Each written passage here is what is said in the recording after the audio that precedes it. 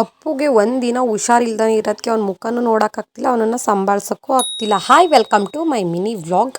ಇನ್ನು ಇವತ್ತು ಬೆಳಗ್ಗೆ ನನಗೆ ಹೊಸ್ದಾಗೆ ಸ್ಟಾರ್ಟ್ ಆಯಿತು ಅಂತಲೇ ಹೇಳ್ಬೋದು. ಇದ್ದಕ್ಕಿದ್ದಂಗೆ ಅಪ್ಪುಗೆ ಜ್ವರ ಬಂದುಬಿಟ್ಟು ನೈಟು ಫುಲ್ಲು.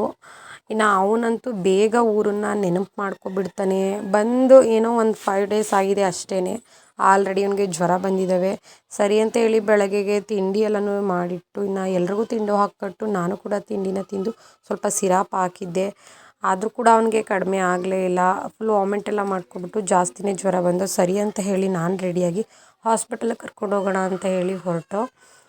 ಮತ್ತು ಇವತ್ತು ಸಾಟರ್ಡೆ ಇರೋದ್ರಿಂದ ಮಧ್ಯಾಹ್ನಕ್ಕೆ ಹೋಗ್ತಾರೇನೋ ಅಂದ್ಕೊಂಡಿದ್ದೆ. ಬಟ್ ಫೋನ್ ಮಾಡಿ ಕೇಳಿದಾಗ ಇರ್ತೀನಿ ಅಂದಿದ್ರು. ಸೊ ಹಾಗಾಗಿ ಕಿತ್ತೂರುವರೆಗೆ ಬೈಕಲ್ಲಿ ಬಿಡಿಸ್ಕೊಂಡು ಅಲ್ಲಿಂದ ಬಸ್ಸಿಗೆ ಬಂದು ಇನ್ನು ಹೊಸೂರಲ್ಲಿ ಸ್ಟಾಪ್ ಇಳ್ಕೊಂಡು ಅಲ್ಲಿಂದ ಡೈರೆಕ್ಟಾಗಿ ಕೆ ನಗರಕ್ಕೆ ಬಂದು ಸದ್ಯ ಡಾಕ್ಟ್ರು ಸಹ ಸಿಕ್ಕಿದ್ರು. ಇನ್ನು ಅಲ್ಲಿ ಹಾಸ್ಪಿಟಲಿಗೆಲ್ಲ ತೋರಿಸ್ಕೊಂಡು ವಾಪಸ್ ಊರಿಗೆ ಹೊರಟಿದ್ದು. ಅಷ್ಟರೊಳಗೆ ಅಪ್ಪಾಜಿ ಕಾಲ್ ಮಾಡಿ ಅವನು ಇಲ್ಲಿ ನೆನಪು ಮಾಡ್ಕೊಂಡಿದ್ದಾನೆ, ಊರಿಗೆ ಕರ್ಕೊಂಬ ಅಂದರು. ಸರಿ ಅಂತೇಳಿ ಅಮ್ಮನ ಮನೆಗೆ ಹೋಗಿ ಅಲ್ಲಿ ಸ್ವಲ್ಪ ಅವ್ನಿಗೆ ಊಟ ಮಾಡಿಸಿ ಸಿರಾಪ್ ಹಾಕಿ ಮಲಗಿಸಿ ಇನ್ನು ಸಂಜೆ ಎದ್ದು ಫ್ರೆಶ್ ಅಪ್ ಆಗಿ ಮತ್ತು ಇವತ್ತು ನಮ್ಮೂರಲ್ಲಿ ಗೌರಿನ ಬಿಡ್ತಿದ್ರು. ಸೊ ಹಾಗಾಗಿ ಈ ಸಲ ಗೌರಿ ಗುಡಿಗೂ ಹೋಗೋಕ್ಕಾಗಿರಲಿಲ್ಲ.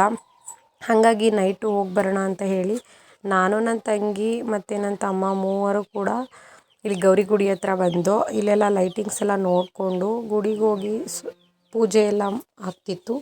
ದೇವ್ರಿಗೆ ಕೈ ಮುಗಿದು ಸ್ವಲ್ಪ ಹೊತ್ತು ಕೂತಿದ್ದು. ಏನೋ ಮನಸ್ಸಿಗೆ ಸಮಾಧಾನ ಅನಿಸುತ್ತೆ ದೇವಸ್ಥಾನಕ್ಕೆ ಬಂದಾಗ. ಅಪ್ಪು ಕೂಡ ಸ್ವಲ್ಪ ಆರಾಮ ಅನ್ನಿಸ್ತಿತ್ತು ಅವನಿಗೂ. ಅವನನ್ನು ಕರ್ಕೊಂಡು ಬಂದಿದ್ದೆ. ಸೊ ಅಲ್ಲೆಲ್ಲ ಇದ್ದು ಅದಾದಮೇಲೆ ಮನೆಗೆ ಬಂದು ಇವತ್ತಿನ ವ್ಲಾಗ್ ಈ ಥರ ಇತ್ತು.